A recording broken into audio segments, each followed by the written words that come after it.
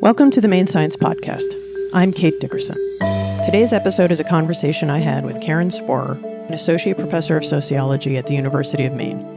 Karyn is a criminologist who researches the impact of violence on family members in two different groups, those who commit mental illness-related violence and those who commit terrorism. Her work is both fascinating and vitally important, and I really appreciated Karyn's willingness to both research really difficult topics as well as being open to talking to me about it. Our conversation was recorded in June 2026. I hope you enjoy it as much as I did. Karyn, welcome to the Maine Science Podcast. I appreciate you not only giving me time while you're teaching this summer, holy cow, but also being willing to do this. One of the things I've realized as I've been doing these conversations is that I do not have a good representation of people who are doing really cool science in what those of us in the physical sciences have called, social sciences and other things like that. So you spoke of 5-Minute Genius this year. I've been a fan of your work for a long time. So I was hoping you could kind of tell us how you got into science and social science in particular. And then we'll talk about your current work. Yeah, thanks for having me. I am a social scientist. Specifically, I'm a criminologist. So study crime and why crime happens, what happens after a crime, all that stuff. It's interesting, right? Because when we spoke really quickly after 5-Minute Genius, I said, what you deal with is difficult for many people to research.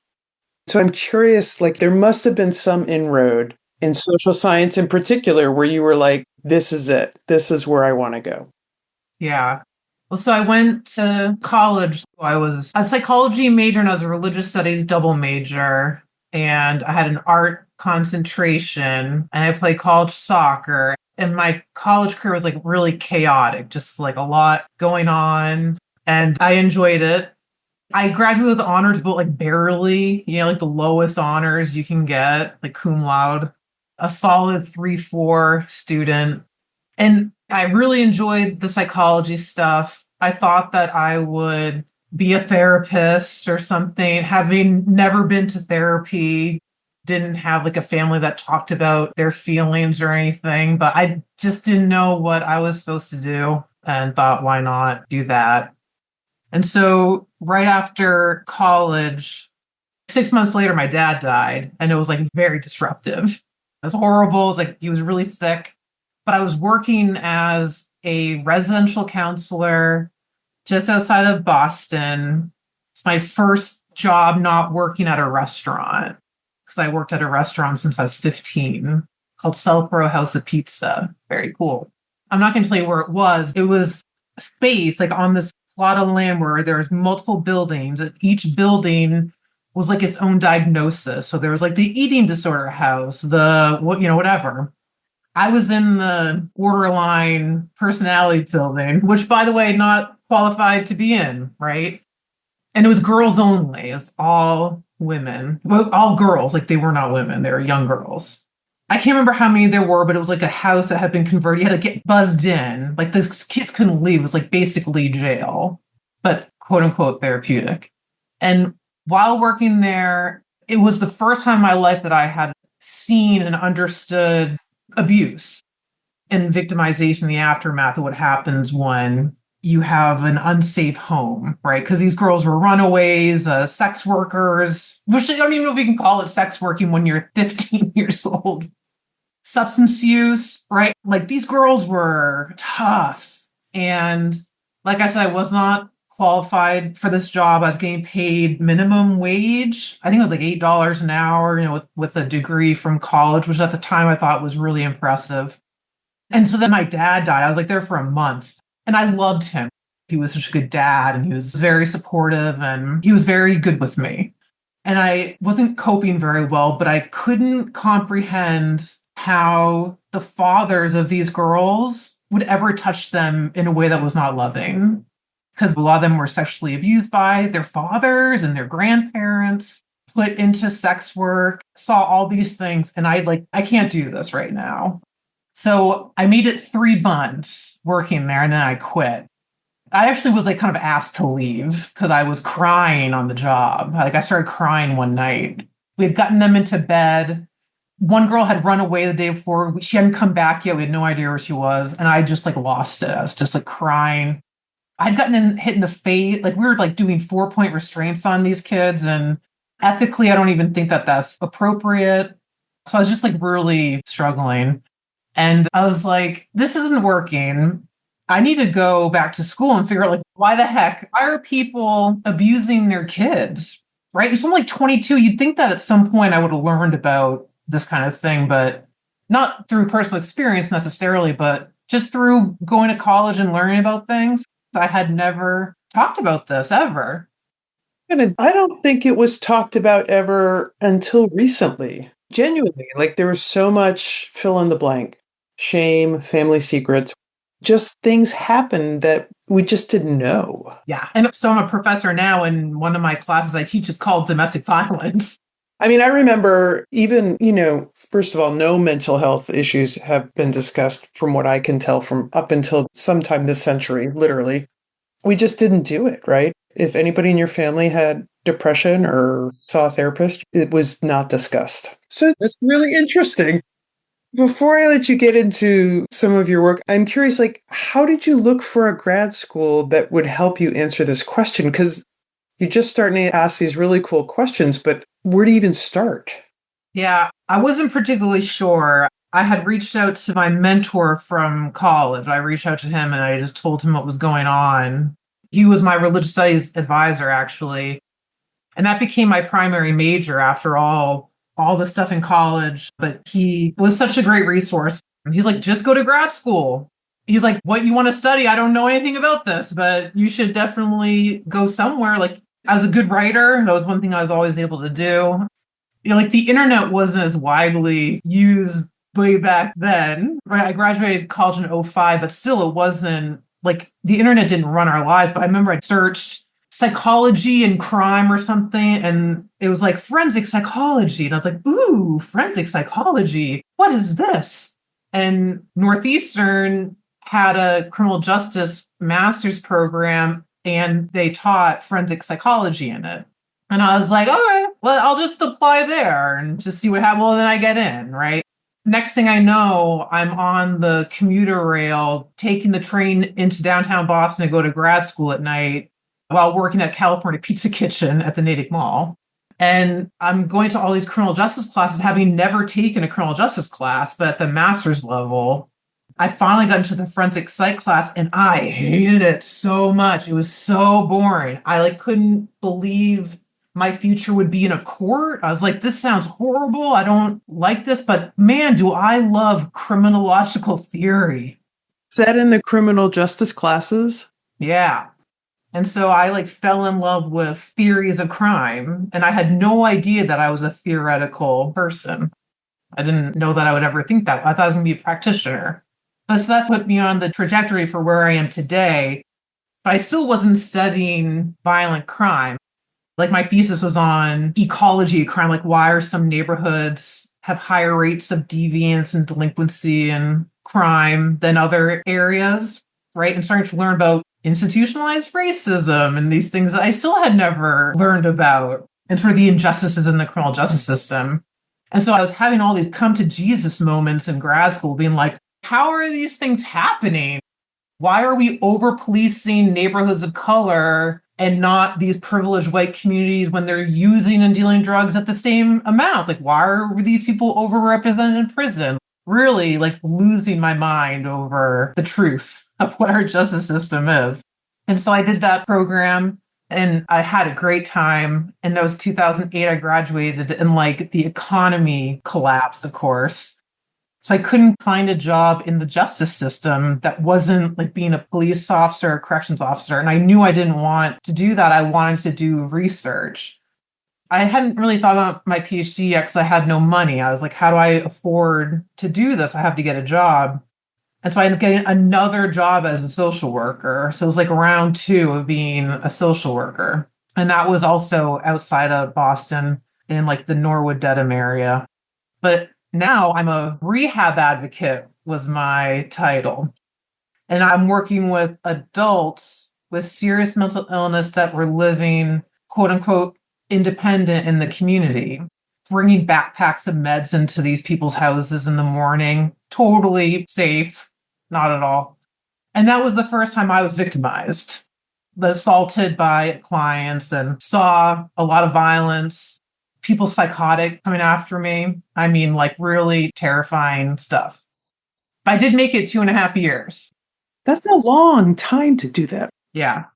And just really losing my mind. Like, I can't do this person first work, like on the front lines is unhealthy. It's hard work. Like, you have to be a certain kind of person to do it and be healthy. And I was not one of those people. This is really what led me to my PhD.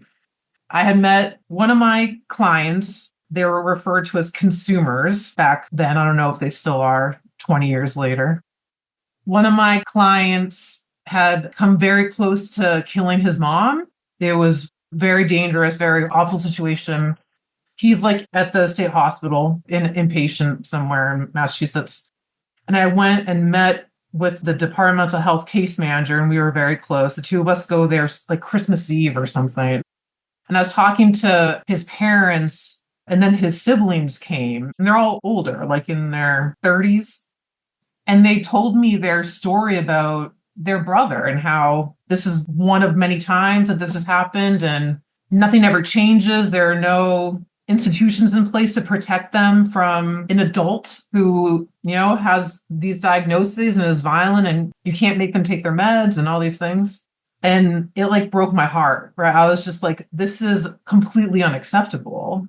And it was that week I had emailed my mentor from grad school, Mark Swat. He was my stats professor. Love him. And I was like, Mark, I'm not doing anything. I'm not helping anybody. This job is thankless. I'm not paid enough, but also like, I'm not a social worker. No one's getting better. I'm falling apart. And he's like, if you want to make a difference, you have to change policy. If you want to change policy, you have to get your PhD. He's like, just go to Nebraska. Just get your PhD where I went, and you're going to be fine. And I was like, I'm not moving to Nebraska. Like, are you serious? Like, I'm a New Englander. I've never left New England, never wanted to leave New England. So Nebraska, I assume, had a program that your mentor knew would align with what you wanted. And then my other question is, do not a lot of places have that? Well, Nebraska has a criminology PhD program. It was one of the best in the country at the time. And this was the advice he gave me, and I give my students now the same advice. Academia does not like incest. If you know where you want to live when you're older, you need to go to school somewhere else. Because like, say I got my PhD at Northeastern and I wanted to work at Northeastern, they're not really going to hire you, right? And so I really took that to heart. And also I thought I could use a change. I had to get out of that area. I needed to like reset. So one of the benefits of grad school is that if you do it right and you succeed, it's not permanent. Right. Okay, we'll jump forward. So we kind of have, the Karyn origin story, which is really interesting, right? I mean, it seems to me like you're enough younger than me. Your whole process here has been, as we've all gotten more, I don't want to say comfortable, more willing to talk about mental health, family upbringing, all these things that influence culturally and psychologically where we're at. It seems like your career has coincided with an openness and a recognition that we need to know a whole lot more. So I know you study different types of violence now, and you can pick 1, 2, however many, or just kind of give an overview of what it looks like to do that work now. Yeah. So I study the impact of violence on the family when the offender is a family member. So at Nebraska, my dissertation chair, he does history interviewing with current and former white supremacists. And, I told him that like, I really want to do this work on mental illness in the family and what happens to the parents of somebody who's violent, what happens to the siblings or their kids, like how does that impact family dynamics? So I never really cared about the offender. I cared about the aftermath, like what happens after someone offends. So victimology, essentially what it is.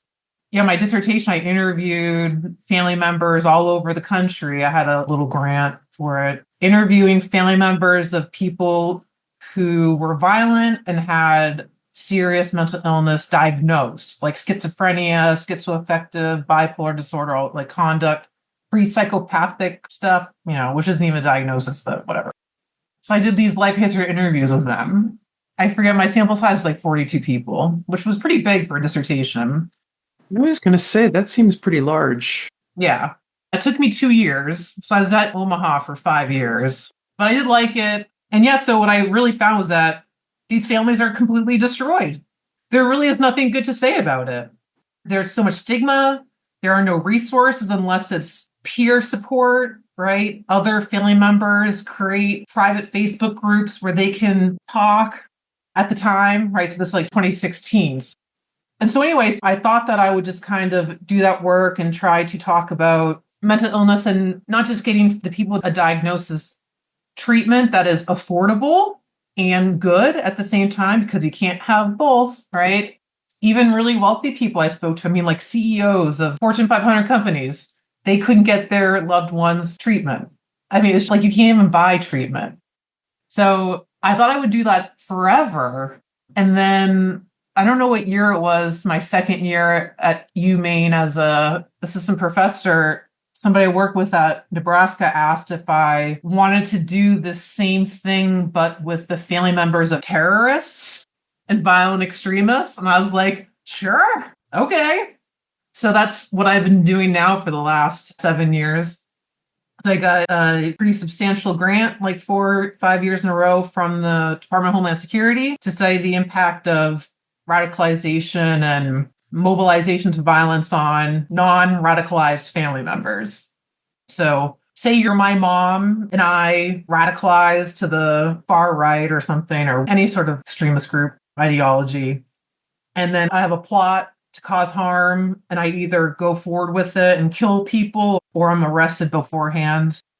The researcher, the other me, would interview you and like anyone else that's in my nuclear family or my own spouse, my own kids, that kind of thing. And just to figure out, what does this mean for families when this happens? Have you found similar results when it's family violence? Like complete devastation of the family? Yeah, it's complete devastation. Did you expect that?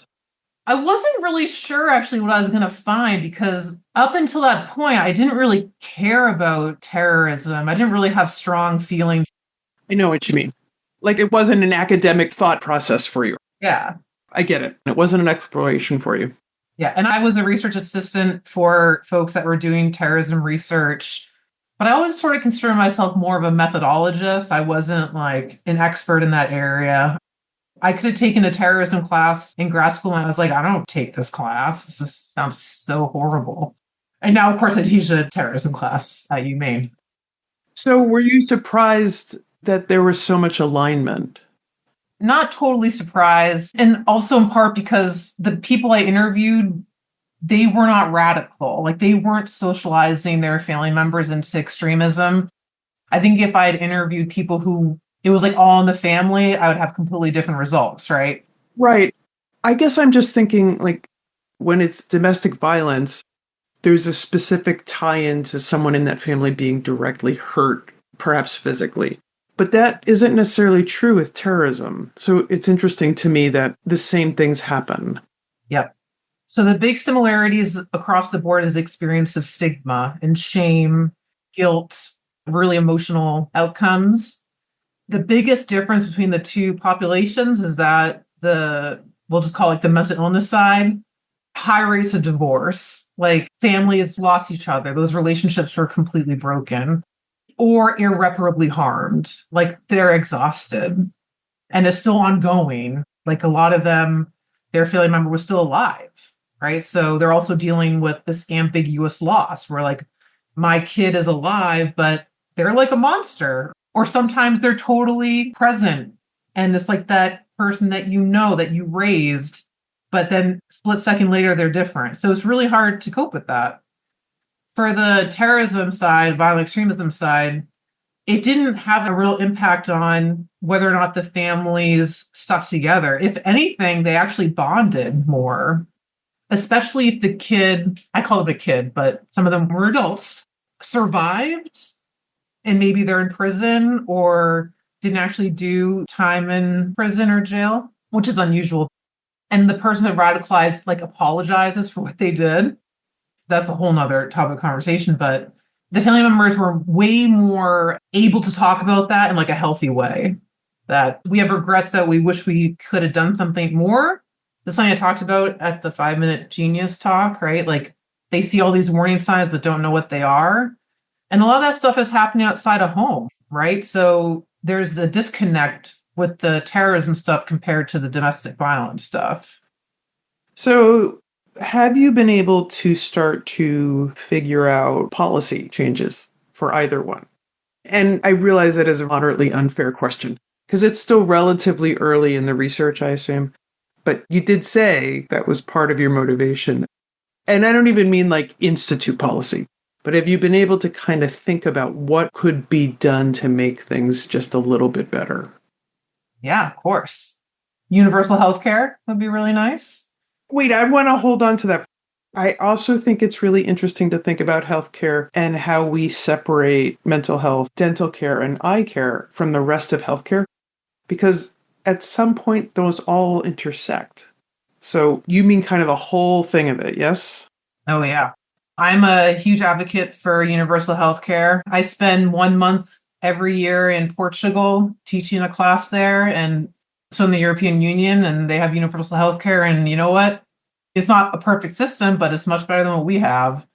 So how would that help in these cases? Just access to care, right? You don't have to pick and choose when you get treatment. My hottest of hot takes, which I don't talk about often, is that I think we need state hospitals. We certainly don't need the state hospital of the 50s, but we need somewhere for people to go. We just had a murder in Portland, Maine, last month, where a residential counselor was murdered by a resident who was experiencing symptoms of their mental illness. I was not surprised at all that that happened. I'm surprised it doesn't happen more often. And that broke my heart. I was crying, in bed, talking to my husband. I was like, oh my God, that could have been me. That could have been anybody I've worked with before. So I think the reality is that some people cannot be healthy on their own. It's a small percentage, but there needs to be a place for them to go that is safe and secure, that gives them their life purpose, while also keeping themselves and their family members and the community safe. And some people can't be in control of themselves in that way. Are there any states that have that model? They have a public hospital that's purely for severe mental health issues? I don't really know the answer to that question. Since deinstitutionalization, in the 50s and 60s, the model really has fallen apart. Again, for good reason. That was a horrible situation. No, I hear that you are not advocating that we're turning back the clock, but also we may have thrown the baby out with the bathwater by getting rid of all of it. Yeah, there are certainly places that are more dedicated to mental health than other, like Dorothy Dix here in Bangor, Maine. But really where we're treating them is in the ER. They're being held there for 24, 48, 72 hours, depending on why they're there. And that's not good for anybody, including the workers. And my mom was a nurse, and she was in transitional care, ICU, stuff at a hospital. And she was a nurse for over 50 years, made it through COVID. And then they turned her hospital into a mostly psychiatric facility. And she was like, I'm not doing this. She doesn't do that kind of nursing anyway. And it was the local hospital in town. So when it comes to that model, this is all, I've been outside of this research area for a while, so I haven't really kept up with what's happening around the country. But I know whatever we're doing is not enough. So I would love for that to happen, where it was really humane, not shipping your son off to some farm in upstate Vermont, which I had families do, just try to give them something. And that costs a lot of money, and it doesn't work all the time. So I think we need access to different options, meeting people where they're at, and also just acknowledging that sometimes these people need to be removed from the community, but not go to prison. No. I know what you mean. How about the extremism? Any policy solutions? I assume that's part of why the Department of Homeland Security has actually paid for your research, is to try to figure out something. I don't know if it's prevention or what, but I mean, they're not just throwing money at you because they want to. They want to have something out of it as well. Yeah. And the reality is that most of the policy impact I've had has been in this area. Mental health is not as sexy as terrorism. The policy recommendations I've written have been focused on a couple of issues. And if we can compartmentalize, one is how do we deal with the offender? And what I have found is that people do not radicalize in a vacuum. They are survivors of domestic violence or neglect or abuse or had some sort of traumatizing moment when they're younger, not necessarily at home. It could have been in the community, but a lot of adverse childhood experiences that have absolutely never been addressed. So having early intervention, giving access to family therapy, parenting classes for the family members, all of those things, right? Training teachers on how to identify bad behaviors early on and making sure there are resources at schools. Because once the radicalization process starts, it can happen in less than 18 months where somebody completely mobilizes to violence and blows up a building, right? It's very, very quick. So we need people to get in there right away as soon as there are warning signs to deal with the offender. What I don't fight with Homeland Security or the FBI, but I talk to them. I'm on a threat assessment team with social workers and school teachers and stuff like that. And I've spoken to different sort of subgroups of Homeland Security about what do we need to do with families?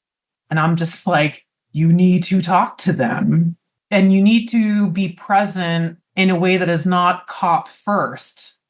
Because what happens sometimes through the perception of the family members and their lived experiences is that they will call the FBI, and the next thing they know, their kid is in prison for terrorism charges with a life sentence or 25 to life or whatever, and having done nothing wrong yet, but just was spewing hate or planning something online, sometimes with an FBI agent undercover. So take that as you will, but if a family calls you to report a concern, to deal with it in the moment, do not wait and see what happens, right? So it's all about investigation. I'm not a police officer. I'm not going to tell cops how to do their jobs, but there's a time and a place to use someone to access an organization. But there's also a time and a place where a 17-year-old needs to be treated like a child and you get them help and not see what they're going to do. And that, to me, is one of the most important policy implications is how do we work with families in a way that we keep the families together and we keep that kid home and not about to cause harm, not plotting an attack or something like that. But there are ways that we can stop that early on. So is there a point of no return for that with a 17-year-old that you've been able to figure out? I mean, I'm sure there is, but is it something that is figure-outable? Yeah, well, it's being educated and knowing what you're seeing is in fact a sign of problems, of radicalization. Where we see the most harm caused is when somebody radicalizes online. They radicalize, most of their work is kind of undercover in chat rooms or whatever. And they're old enough that there's not a lot of oversight, at home. But once they develop that plan and then it's executed, that's it. So it's getting in there early and deep, deep therapy, right? Because some Mainer who is upset at school, and this is when we think about ideologically inspired violence, not like your bullied kid who goes and does a rampage shooting at school. This is a completely different population. But somebody who, converts to Islam, which is a very peaceful religion, but they convert and they start listening to an extremist imam or somebody who is using rhetoric in a certain way. They find like-minded people online. They share propaganda. And if all that is happening without you knowing, if it's your kid, your spouse, your sibling, and, they're in that echo chamber, it's very hard to get them back before harm is caused. You can hope that they don't go through with it. But if they do and they survive, they're going to go to prison, of course. But then talking to them, what's going on? What happened? And figuring out step by step, if they do feel guilty, right? Because some people don't. It's really complicated, right? It's so nuanced.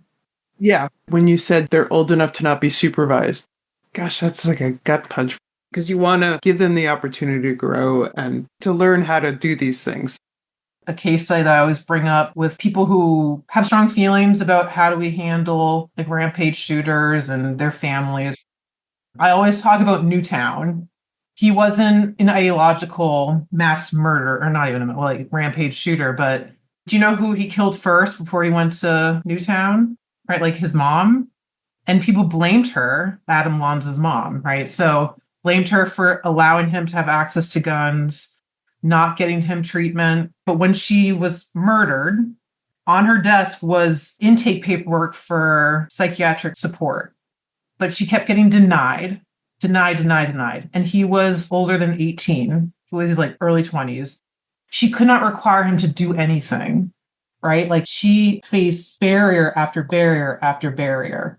And the only thing that she found that got him to calm down and to like be happy and be the boy that she raised was when they went to the shooting range and they shot at targets, which is, by the way, totally legal, right?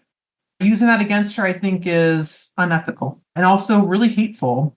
She was his first victim. So it just goes to show that it's not as simple as it looks from the outside. You can't just blame the mom. You can't just blame the family members.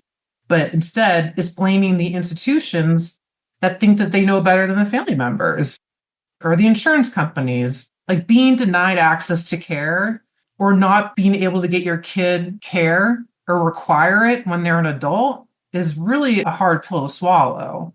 So at what point do you kind of lose that right, when you're about to cause harm, but sometimes it's too late. And then we end up with Nancy I forget her first name. I think it was Nancy for some reason, but then she's dead. And so is all those little kids and a couple of their teachers. I'm curious how you are able to bring this effectively for your undergrads, because this is a pretty heavy topic, right? How do you talk about it so that you can make it not something that they're going to run away from? Yeah, well, I teach both the domestic violence class and the terrorism class are at the 300 level. So it's for juniors and seniors. I teach those two classes very differently. So for domestic violence, I bring in a lot of practitioners and people in the community. It's not every single class and not every single week. I talk a bit about theory behind domestic violence. It's really important to talk to the students like they're adults. And also the reality is that a quarter of my female students have been sexually assaulted or have been abused across the board, regardless of your gender or socioeconomic status, your sexual orientation, right? The rates of victimization is high. So acknowledging that there's going to be at least one student in your class of 25, at least one, and that's being pretty conservative, is a survivor. And I talk about that at the beginning of every single class we meet, every day. And before you release them to their next class, we check in. And even if it's a class on just theory, but if you're talking about the cycle of violence, someone might be in the middle of that cycle in class. So you want to make sure that people have their resources, people know what's going on and what they can do. I always tell students like they have advocates around, right? That never should anybody ever touch you. So for people I bring on to campus, it can be really tough. Well, it's a really tough topic. I think it's way harder. Terrorism is such an easy class to teach. But I brought in forensic nurses. After a sexual assault, they do the full assessment on the body. I've had nurses come in and talk about how they do that because we need our students to become EMTs, to become victim advocates, right? To be able to do this work. And they get to actually hear from people in the community who do that. I brought in the state's leading expert on strangulation. She came in to talk about warning signs of strangulation and what it looks like. How can it be treated? What are the long-term consequences after being strangled? And so those 2 days in particular are the hardest days of the semester. And I always let the center on campus, like student services, they know that this is happening and they're on call. I just talked to the director a couple weeks ago, actually after 5 Minute Genius, and she's going to start coming to those classes. Oh, that's great. Yeah, but also the people that you bring into class are just so inspiring. Even if you are a survivor or a survivor or you don't care, you don't leave that not feeling like there's something that we can do about this. So then I also bring in police officers who are the first responders. So Penobscot County has, I think, just one guy, a male, which is also really interesting, but he does most of the domestic violence calls. So we bring him in, the district attorney who prosecutes these types of felonies. We bring them all, like we have a criminal justice panel. And so the students are getting a full perspective on all forms, from child abuse to elder abuse and everything in between. They get a full understanding of why this crime happens, what are the causes and the consequences, and how does the justice system deal with it? And what are the resources, as with practitioners and whatever, Partners for Peace, all that stuff. And the class is small. It's capped at 25, which is kind of big, but usually it enrolls, I think some students drop it early because it is intense, and we'll have about 18 to 20 students in it. I wish it could be capped at 10 and sit in a circle. Yeah. Hard at a school with so many kids, too, to cap it at 10. That's a hard thing to do. Karyn, I really appreciate this. I appreciate the work you're doing. I think it's really interesting and incredibly important. And the fact that there's similarities between those two populations, but also significant differences, really must make your brain work on how to recommend policy differences, or at least not recommend policy differences only, but the way you teach kids so that they might be the ones who go on to figure out how to crack that nut, so to speak. It's really cool stuff, so I appreciate it. Happy to talk. Thanks for listening to the Maine Science Podcast. Make sure you never miss an episode by following us on your podcast platform of choice. And please leave a rating and review. It will help more people find us and help spread the word about some of the remarkable people doing science in Maine. The Maine Science Podcast is recorded at Discovery Studios at the Maine Discovery Museum in Bangor, Maine. The Maine Science Podcast is executive produced and hosted by me, Kate Dickerson, and edited and produced by Scott Lozelle. And the Discover Maine theme was composed and performed by Nick Parker.